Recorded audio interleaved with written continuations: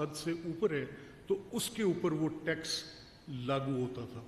तो अब इसकी जो अनैमली थी इसको रिमूव करना असेंबली की जिम्मेदारी थी। क्या असेंबली जो इख्तियार आइन असेंबली के लिए तफवीज़ करता है वो किसी और को इस्तेमाल करने का हक दे सकती है? बिल्कुल नहीं। इस रूलिंग के साथ ये तय कर दिया गया कि बिल्कुल ये इख्तियार असेंबली के पास है कि अगर काबीना का मंजूर करदा बिल असेंबली में आता है, ऑब्वियसली जहाँ पर मेजॉरिटी है कैबिनेट वही फॉर्म करते हैं, और आपको पता है कि जो असेंबली का तरीका है वो मेजॉरिटी का तरीका है। अगर मेजॉरिटी उसको पास करती है तो वो पास, इट स्टैंड्स पास्ड। इसकी बुनियादी बात ये है। तो ये दो बातें बेहद ज़रूरी थीं कि जिनकी वजाहत करना लाजमी है। और आज के एजेंडा पर इसलिए मैंने कल इसको वाइड डिक्लेयर किया। मैंने कहा इट इज़ वाइड एब इनिशो, ये गलत है।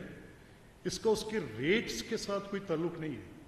अगर रेट्स गवर्नमेंट ने फैसला किए हैं कि ये टैक्सेबल इनकम जो है, लेट्स से कि मेरी असेसमेंट होती है कि I am earning 5.6 million rupees, तो ये टैक्स के ए ब्रैकेट में आता है, तो ये गवर्नमेंट का फैसला है, मेजॉरिटी इसको अप्रूव करती है तो इट स्टैंड्स अप्रूव्ड। इसमें कोई दो राय नहीं हो सकती।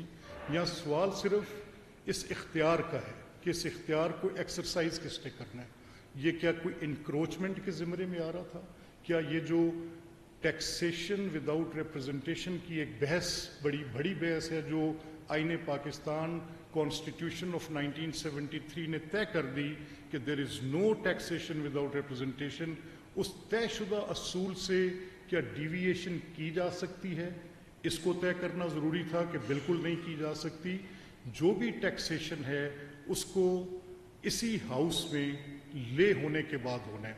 तो ये दो बेसिक प्रिंसिपल्स थे जिनके साथ जुड़ी हुई बातें जो थी इंसिलरी, वो भी मैंने आपके गोश गुजार की और उन लोगों तक भी पहुंची जिनके लिए ये ज़रूरी बात थी। मेरा इसमें आज इस एनवायरनमेंट में जिसमें आज मैं अल्लाह का शुक्र अदा करता हूँ, और मुझे ये कहने में कोई आर नहीं है कि आज पाकिस्तान अपनी बेशुमार मेहनत, कोशिश, इन मुआशी मुश्किलात से निकलने की कोशिश में, जिसमें हर पाकिस्तानी इस फीलिंग इंक्लाइंड ना हो, इसमें कोई शक नहीं है। बिलाशुबा आज मुश्किलात अपनी जगह पर मौजूद हैं, इसमें कोई शक नहीं है।